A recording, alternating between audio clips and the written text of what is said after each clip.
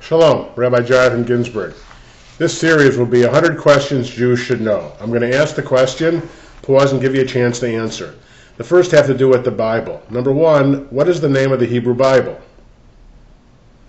The name is Tanakh. So number two, what does Tanakh stand for? The Taf stands for Torah, the Nun stands for Nevi'im, prophets, and the Chav stands for Ketuvim, writings. The final section. There are 39 books at all in the Hebrew Bible, the Tanakh. Next, what is a Sidra, or Parsha? The Torah is divided into 54 sections. Each one is a Sidra or a Parsha. What is a Haftorah? Well, that is the prophetic section that follows the Torah reading on Shabbat and holidays. We're actually not really sure why we have one. Some speculate that at some point about 2,000 years ago, a Roman emperor forbade us from reading Torah, but not the rest of the Tanakh. And so in the Nach part, in the prophets, the rabbis look for a section that would be relevant to the Torah portion that week, and they pick a section from the prophets, the middle section, Nevi'im, and that's how we got Haftorahs. Eventually that edict was lifted, and so we could read Torah again. What is the Hebrew name for the Bible, and why did Jews not refer it to the Old Testament? Well, of course, it's Tanakh. And we don't call it the Old Testament because Christians believe that it's the Old Testament and they have a New Testament. We believe there's only one Testament, so we don't call it the Old Testament. There are some differences between them. The Old Testament books are arranged a little bit differently. The first 5 are the same, but they put Ruth around Judges, and they end the book with Malachi. We, of course, end Malachi as this middle section of the prophets. What are the names of the 5 books of Moses? Well, in English, you can remember it this way. Good eaters leave no dessert. G for Genesis, E for Exodus, L for Leviticus, N for Numbers, D for Deuteronomy. In Hebrew, it's Breshit, Shmot, Vayikra, Bamidbar, Devarim. And what do we believe took place at Sinai? Well, the Orthodox believe that all of the Torah, except maybe the last 8 verses, or at least the 10 Commandments, were given at Sinai, and the rest of the Torah was given in the 40 years.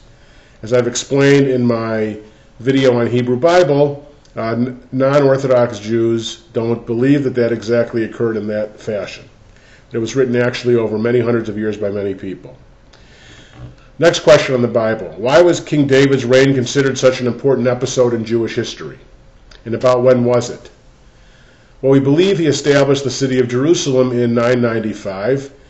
That's the main reason it was so important. Unified, expanded the nation, had all kinds of conquests, and that was the significant period of King David. The most important part, though, is that Jewish tradition believes that the Messiah comes from King David. Next question. Who were the early kings of Israel, and why was the country later partitioned into Israel and Judah? Well, the first king was Saul, second king was David, third king was Solomon. After Solomon died, the kingdom split into 2, the 10 northern tribes in the north, called Israel, and the 2 southern tribes, called Judah, where Jerusalem was.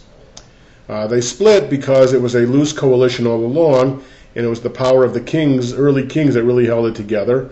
And then in the book of Kings 1 and 2, it traces the history of the kings in both kingdoms until the 10 tribes in the north, Israel, was lost in 722 by the Assyrians. Next question. Define a prophet. Name 3 important prophets. Well, there are prophets in the Torah. Miriam's called a prophet. Moses is called a prophet.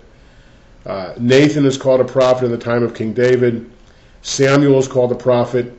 The literary prophets, though, there are 15. That is, Isaiah, Jeremiah, and Ezekiel are the big 3 because of the size of their books. And then there are 12 small ones, very wonderfully important ones. Amos, Hosea, Zechariah, Nahum, Habakkuk, Malachi, etc. So those are the prophets. Prophecy is tough to define.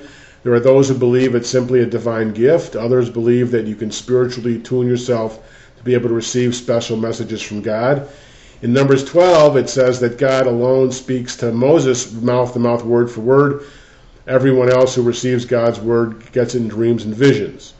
Prophets were not literal tape recordings of God's words, but rather refracted through the prophets themselves. And I think a beautiful book to read about this is Abraham Joshua Heschel's The Prophets. And then finally in this section, what is the Talmud? Why is it called the oral tradition?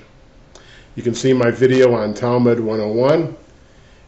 Basically, the Talmud is the compilation of the oral law. It stayed oral until 220, when it was written down and called the Mishnah, and then the Mishnah was discussed for a couple hundred years both in Palestine and in Babylonia, and those Talmuds, those recordings, the Gemaras, eventually combined with the Mishnah equal the Talmuds. Well, this concludes the first video on Jewish literacy of 100 questions Jews should ask. We'll continue next with issues about the synagogue and the prayer book.